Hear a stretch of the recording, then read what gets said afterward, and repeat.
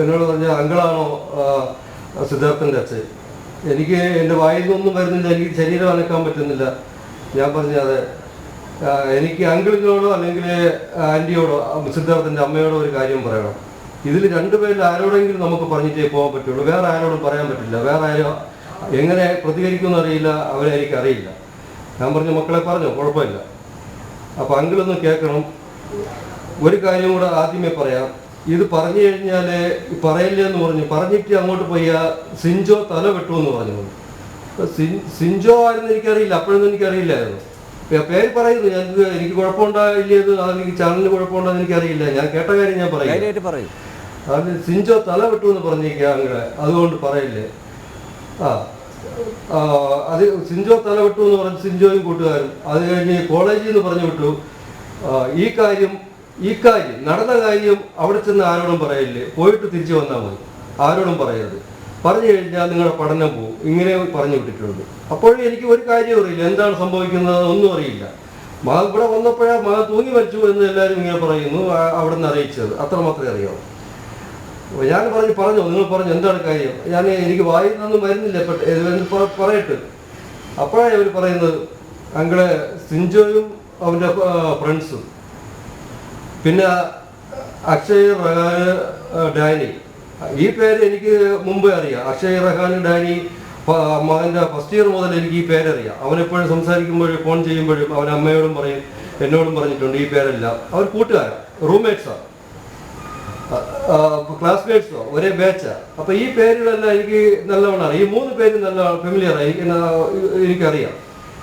അതാ അവർ പറയുന്നത്, അങ്ങളെ സിൻജോയും ഫ്രണ്ട്സും പിന്നെ അക്ഷയും റഹാനും ഡാനിയും കൂടെ ചേർന്നിട്ട് അവനെ ഹോസ്റ്റൽ റൂമിൽ കൊണ്ടുപോയി തീർത്തതാണ് അങ്ങനെ, എന്നിട്ട് തൂക്കിയതാണ്. ഇത്ര പറഞ്ഞു എൻ്റെ അടുത്ത് പറഞ്ഞിട്ട് വേറെ കാര്യങ്ങളൊന്നും പറയുന്നില്ല. എങ്ങനെ റാഗിങ്ങിനൊക്കെ കുറിച്ചോ കാര്യങ്ങളൊന്നും എൻ്റെ അടുത്ത് എനിക്ക് അപ്പോഴൊന്നും അറിയില്ല. ഇത്ര കാര്യങ്ങൾ മാത്രം പറഞ്ഞിട്ട് പോയി.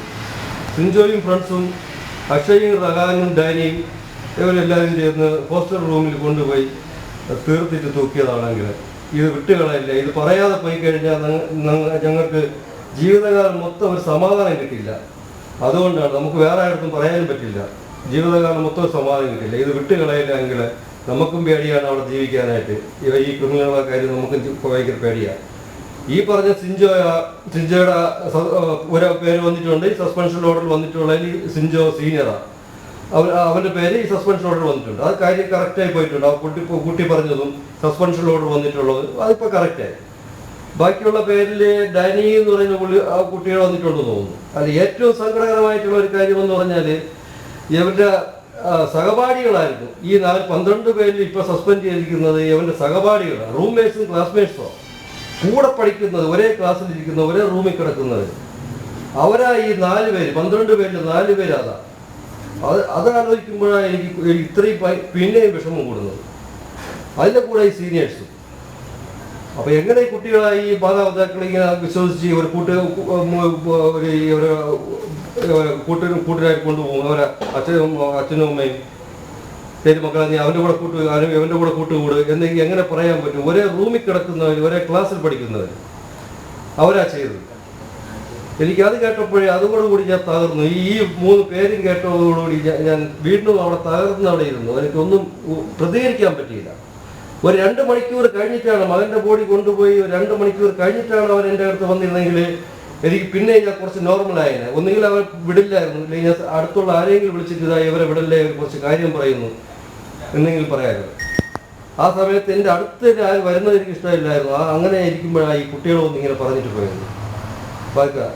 അവരെ വാച്ച് ചെയ്യാൻ ആളുണ്ടായിരുന്നു, പിന്നെയാ പറയുന്നത് അവരെ വാച്ച് ചെയ്യാൻ ആളുണ്ടായിരുന്നു, അവരെ കൂടെ 2-3 ടീച്ചേഴ്സ് ഉണ്ടായിരുന്നു. അവർ വേറെ ആരുടെങ്കിലും സംസാരിക്കണമെന്നുണ്ടോ എന്ന് വാച്ച് ചെയ്തുകൊണ്ടിരിക്കുകയായിരുന്നു. അതിന് ശേഷം അറിയുന്നത്. എൻ്റെ അടുത്ത് വന്നിട്ട് ഇതുപോലെ വന്ന് പറയുന്ന അവർ ഒരിക്കലും പ്രതീക്ഷിച്ചില്ല.